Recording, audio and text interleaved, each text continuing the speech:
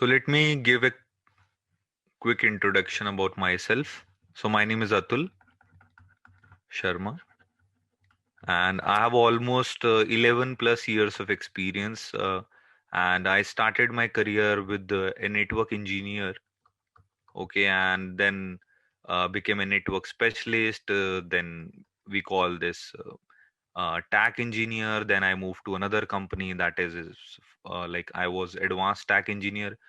So in my whole 11 years of experience, I have worked with one company that is Ericent, which is a Cisco partner, and then I worked for TCS, then I worked for Apple, and my last company was Juniper Networks. Okay. So in these sessions, obviously, I'm not able to train you for all my 11 years experience, but I'm trying to relate and all. I'm going to give all the career guidance and whatever questions you have. I'll try to give in these 5 days session. So how we are going to start this, right? So I'm going to focus on the network fundamentals part because either you are not trying to move into networking field, or if you want to go into the cyber security, or if you are a DevOps engineer or any particular thing, so you need IT or networks knowledge, right? So if you want to become a cloud engineer like AWS, Azure, or if you already have a good experience but you are not able to crack your interviews because of uh, what we call that um, lack of basic fundamentals, right? Some guys have good understanding of configurations of router and switches, but they don't have good understanding of the basic stuff, like how things works. So we are going to discuss about that also. So I'm going to focus on the network fundamentals part, and this is your session, so you will decide what exactly I'll cover. So I'm going to cover obviously network fundamentals, but do you guys need then that I should cover this subnetting part? Just say yes. If you don't want, then we can skip this. Okay, those guys are saying no. Can you tell me? Can you divide this class into two parts? I just want to create a network with this network with two parts. What would be the slash value if you know subnetting? Just tell me this answer. Okay, leave it. So they got a homework now. Okay.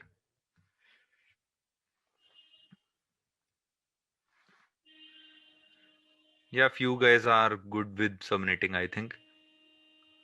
But it's a session for everyone, right? It's not for just. Okay, so we will cover network fundamentals, subnetting also. So I'm adding a subnetting. So we will cover 1 day subnetting. So those who are comfortable in subnetting, they can skip this session. Okay. And third day, again, we are going to do some basic practicals like how to configure a router or how to configure a switch. Okay. And let's see how it will be. Okay. So now I'm starting with the network fundamentals. Okay. So let's start. Okay. So I'll start with what is network. So what is network? So guys, you can always put down your answers in the chat.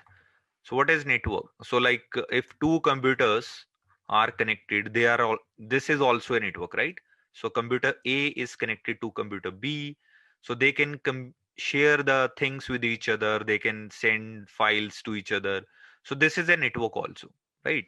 And if multiple computers are connected, suppose four computers or four devices are connected with a device which is known as what? Yeah. So four devices are connected with a device that is known as switch. Okay. So this is also a network. When four computers or four devices are connected together, that is also a network, right? And when we talk about like, suppose I'm sitting in India right now, and you will be taking this session from US. Okay. So I'm in India right now, and you are in US. So so we are also connected, right? But how we are connected? We are connected with service provider network. Okay, so you have your own ISP. Suppose you have AT&T, and in India I'm using maybe Airtel or Geo or whatever, right? So all these ISPs are connected together with a cable, or you can say that a fiber cable, that is submarine cable. Submarine cable. Okay, so what is submarine cable? I'll show you all these things. Okay, so this is also a network. So means network can be like two computers are connected together, and and network can be like a four or five computers are connected. So computers, PCs, laptops, mobiles, you can say anything, any host. So we can say that host. So what is host?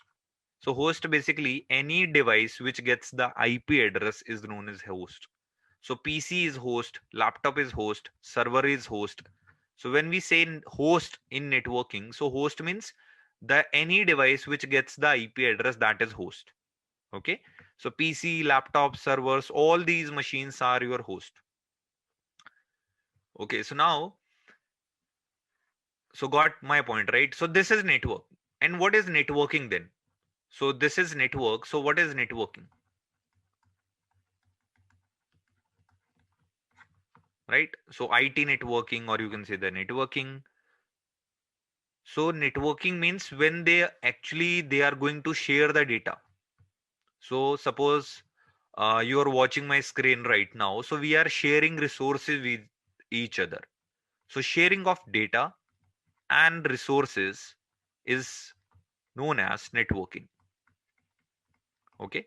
So sharing of data and resources in a network is known as networking. Yeah. The basic I'm covering. Okay, so now in network we have like in industry we call this LAN and WAN. So don't just read the books with MAN, PAN, and there are a lot of other networks. So just simply learn these two terms, LAN and WAN. So what is LAN and WAN? So LAN is local area network. Okay, and what is WAN? That is wide area network. So these are only just the terms. Trust me. But when you will be in the industry, you will not be figure out this is WAN or LAN, what exactly. But yes, in a simple term, suppose uh, you have your own office, and let's say this office is in Mumbai. Okay, so this device, this icon is of a circle with this like four lines. So this is a representation of a router. Okay, so this is a representation of router. So why I'm adding a router here in Mumbai? Because maybe I have another router in Chennai. Okay, okay, so why we have two routers? Because when we connect with the different networks, we need a device that is known as router. So what is router? So when you want to connect two different networks, so I'll write here router. So when you want to connect two or more networks, and which are different, right? So when you want to connect two or more different networks, okay, so different networks, then we use this router. So let me take an example. Suppose you are sitting at home, you have a broadband router right now, and router is connected with internet. Okay, so you have your own mobile phone, laptops, okay, which are connected with the router. Okay, so my these devices or these PCs are connected to internet.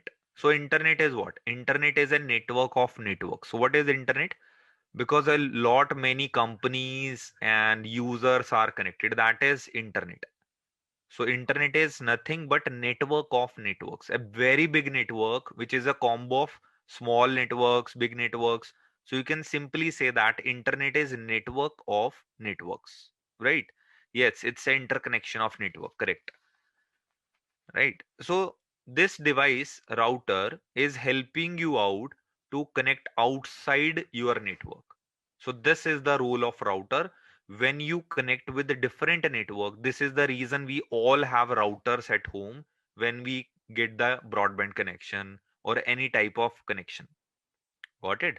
So this is the reason when you have your branch in Mumbai and you have another branch office in Chennai, so you if you want to connect both the locations, so you need a hardware device that is known as router. Okay, got it? So router is what? When two or more different networks are connected together, they actually need a device that is router. Okay, got it? So below this network, below this router, okay, so we have a device that is, you can say that simply, that is a device which is a switch. Okay, so switch has a lot of ports, like 4 ports, 8 ports. So it has a ports where we can connect our computers, servers, printers, or any type of network device. And this switch is actually connected with your router. Okay, so this area or this area, you can say that this is a LAN network, right? And Chennai also have same type of terminology, that we have a switch, all my computer servers are connected together, and that is also a local area network. And this we can say that this is a wide area network. And now WAN, so this wide area network doesn't mean like we are connecting two locations only, that is WAN. So WAN can be of two types, that is private and one is public. Okay, so public means internet and private means your private connection. So when you are paying, see, it's a very simple thing, just understand. So when you are not getting, or if you don't want to pay a lot, you can just use internet connections. Suppose Mumbai device, just hold on. Yeah. So Mumbai device is connected with internet and Chennai is also connected with the internet. Right. So now with the help of internet, you are actually connecting your Mumbai and Chennai. That we can say that this is a VPN. Okay. So when you want to connect Mumbai and Chennai location with internet, because in Mumbai we also have internet, in Chennai we also have internet, right? So when you want to connect to your branch offices headquarters, at that time we can say that we need to create a VPN connection between Mumbai and Chennai. That is your public WAN. So this type of network is known as public WAN when you are actually using public resources and connecting your locations. Got it? Say yes in the chat. Yeah, I'll explain what is a switch. Don't worry. Okay, good. Yes. Okay, so when we are going to connect with the help of internet, that is known as public WAN. And when we have enough money that we want secure connection, we can use a dedicated line that is known as private WAN. But yes, we don't have enough funds to invest a cable between Mumbai and Chennai. So who is going to make or create a connection for you? ISP. So in both the networks, in private WAN, your ISP will be same for on both the ends. Like in Mumbai, also you are using Airtel, and in Chennai also you have to use Airtel. Then only you Airtel can create a virtual connection or a hardware connection, lease line. There are lot many type of ISP connections available, right? Like MPLS, L2 VPN, L3 VPN. There are a lot of other connectivities that is too advanced right now for you. So just understand one thing, like in WAN we have two type of connections, private and public. So when we connect all our offices with internet, okay, So that is public WAN. And when we connect all our offices with the dedicated line with a high cost cable or leased line, you can say that leased line. Okay. So that type of connection, you can say that private. So private is costly and secure, but so it's a secure connection because nobody is in between the connections. But in public WAN, it's internet. It's not costly. It's a cheap connection, but yet it's not secure. So this is the reason we have to use advanced technologies like VPN, IPsec, or other type of things. So that I'll discuss. Okay, so that is the difference between local area network and wide area network. So local means the network which is behind your router, or you can say that downstream, uh, like all your switches, routers, and all. So this is the LAN network. When you are going from outside your network, that is WAN, wide area network. So you can simply say that.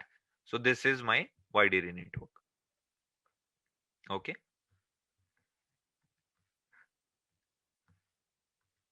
Yeah. So let's move on. So I'll explain what is a switch. Okay. See, so switch is a device which is used to connect two or more hosts or two or more computers. So what you will do when you have two or more computers, like let's take an example. Suppose we are four guys and we want to play a LAN game. Okay, so we want to play a LAN game like Counter Strike, Call of Duty, and anything, right? We want to play together. What exactly we will do? So either we can create, we can connect with the Wi-Fi or something, but or simply we can buy a switch from market, which is hardly $10 to $15, right? And we will connect all our devices with this device. This is a switch. But we in market, when we buy switches from Amazon or from any website, it starts from $10. And like we have a very big companies like Cisco, Juniper, HP, Aruba, and lot many big companies. They have $2,000 switches. They have $20,000 switches. But what is the difference between this $10 and $2,000? Basically features. Features. So in a normal $10 switch, when this device uh, wants to communicate with B, the information will pass on to D also, C also. So this happens with the local switches, which are known as unmanageable switches. So unmanageable switches are nothing, just a extension to the devices. Like suppose you have a power surge, right, at your home or at your office, or extension board, what we call. So you have a one power socket. So what you will do when you want to connect multiple devices, you will order a power surge, right? Or a power extension board where you get multiple ports, and you can put your charger, laptop charger, and other things, right? So the same it this unmanageable switch is like, this is just an extension so that you can connect multiple devices. But when we talk about manageable devices, manageable switches, so they have a lot of functionalities, like VLAN is a concept which comes under manageable switch. So all your industry companies or big firms actually uses manageable switches, so that it we can create a lot many or we can use a good features in these manageable switches. But in unmanageable switches, we hardly get any feature. Okay. Yes, you can say that it works like a hub, right? But it's not a hub right now, because hub is a obsolete technology. Nobody uses hub right now. Guys, can you please stop your video? Okay. Okay. So switch is nothing. When we want to connect devices in a company, we use actually manageable switches. And when we just want to play games or just want to use at our home offices or a very small offices, we can use unmanageable switches. So now in switches, we have this term L2 and L3. So what is this L2 and L3 switch? Okay. So L2, L3 switch I'll explain later because before knowing this, you should know about the OSI model. What is the example of unmanageable switch? I'll show you something. Just hold on. Hmm.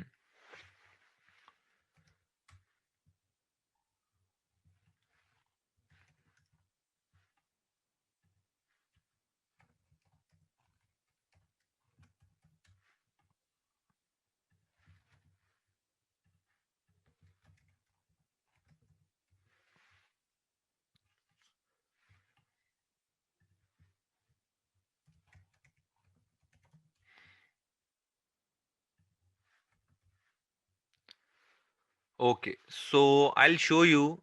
See, this is an unmanageable switches. So you can see it hardly costs $10, 15, 20, $17 device, which will help you to connect 4 to 5 machines.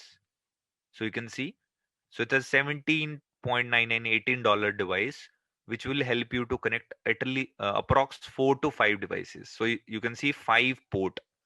So it means you can plug almost 5 devices in this device, and this is unmanaged. You can see here, unmanaged. So in industry, you can have around 24 port, 8 port, or 48 port also. So you can able to connect 48 devices. So that is unmanageable device. That is very like you can say that cheap or like cost effective, but from industry point of view this is not acceptable because it doesn't have too many things. Okay. Yeah, but you can see here it's managed, but somehow it's a smart managed or partially managed. So it is giving you option of VLAN, but if you go and buy the Cisco switches, which are or HP switches, so they are very costly. So these even Cisco makes very small devices nowadays.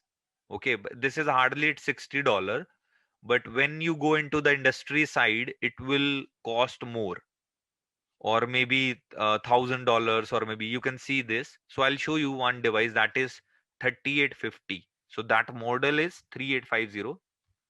Okay. So Cisco has a device that is also a switch that will cost around 3000 plus or maybe and maybe this is a new or you can see the actual price is $14,000. Maybe this is the old one or refurbished one.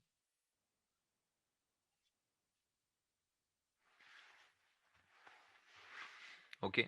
I'm audible, guys?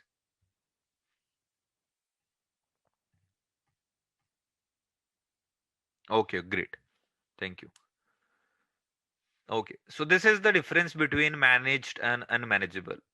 Okay, so I'm giving you some real examples by showing some images and with Amazon. So what's the difference actually?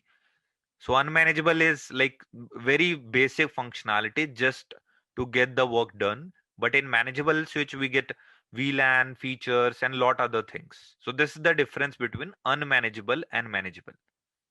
Because people actually ask me when they do um, uh, what exactly they ask, sir, what's the difference between this $10 or $20 switch and with $2,000 devices, because they have more functionalities they have, and what type of functionalities that will be discussed later on.